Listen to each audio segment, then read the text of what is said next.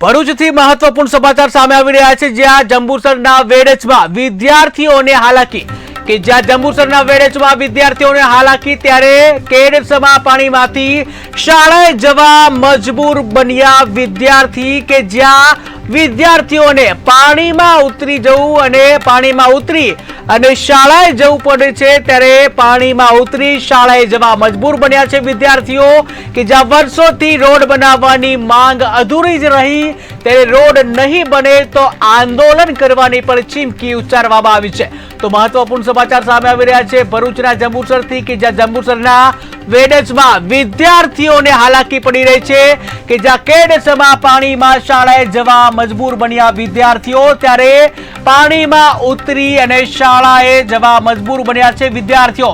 ત્યારે વર્ષોથી રોડ બનાવવાની માંગ છે, પરંતુ ગ્રામજનોની આ વાત જે છે એમની એમ જ રહી, આ કામ હજુ પણ અધૂરું કે જ્યાં વર્ષોથી રોડ બનાવવાની માંગણી અધૂરી જ રહી છે, હજુ સુધી રોડ બનાવવામાં નથી આવ્યો અને જેને લઈને વિદ્યાર્થીઓ કેડસમાં પાણીમાંથી પસાર થઈ શાળાએ જવા માટે મજબૂર બન્યા છે। તો શું આવી રીતે ભણશે ગુજરાત કે જ્યાં પાણીમાંથી જવા મજબૂર બન્યા છે? ત્યારે આ અંગે પાણીમાંથી પસાર થતા કોઈ દુર્ઘટના થશે, કોઈ વિદ્યાર્થીનો જીવ જશે કે કોઈ જે જનાવર કે કોઈ જે જીવજંતુ કરડી જશે અને તેઓના મોત થશે તો કોણ જવાબદાર? તે પણ સૌથી મોટો પ્રશ્ન। ત્યારે હાલ તો વિદ્યાર્થીઓ કેડસમાં પાણીમાંથી શાળાએ જવા માટે મજબૂર બન્યા છે। આ ઘટના છે જંબુસરના વેડજમાં કે જે વિદ્યાર્થીઓની હાલાકી સામે આવી છે।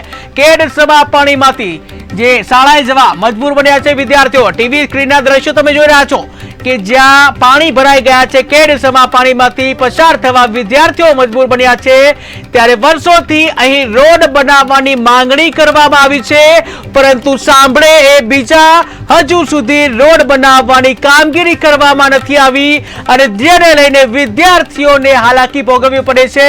ત્યારે હજુ સુધી રોડ બનાવવાની કામગીરી નથી કરવામાં આવી અને રોડ ન બનતા વિદ્યાર્થીઓને હાલાકી ભોગવવી પડે છે। જ્યાં રોડ નહીં બને તો આવનાર સમયમાં આંદોલન કરવાની પણ ચીમકી ઉચ્ચારવામાં આવી।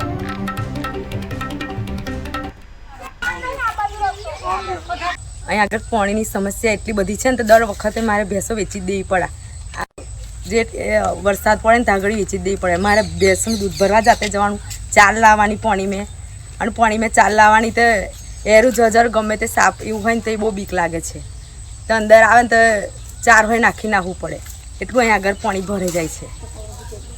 તે 3 દિવસથી નોકરી હોય નહીં જ્યાં અમારા ઘેરથી, તે તો એ સુપરવાઇઝરને કાઢી મૂક્યા, તો કાલે જાય તો વર્કરમાં લઈ લીધા પણ તો એ સુપરવાઇઝરની નોકરી જતી રહી।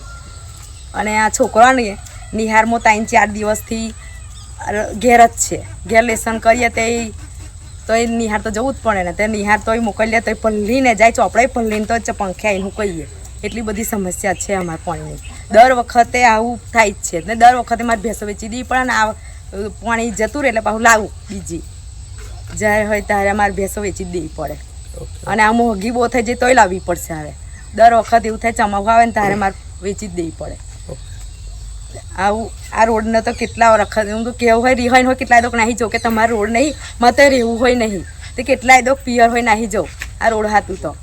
આજે વેડજ ગામની અંદર એટલા બધા સ્થાનિકના પ્રશ્નો છે કે બાળકોને સ્કૂલે જવા માટે જે ચોમાસાની અંદર રસ્તાઓ બંધ થઈ ગયા છે, યુવાનોને રોજગારી માટે જે જવું પડે છે એ પણ આજે બંધ થઈ ગયું છે અને 108 જેવી એમ્બ્યુલન્સની સેવા કોઈ પણ મહિલા સગર્ભા હોય અને જ્યારે પણ કોલ કરીએ પણ એ પણ સગવડ આજે અહીંયા એમ્બ્યુલન્સ આવી નથી।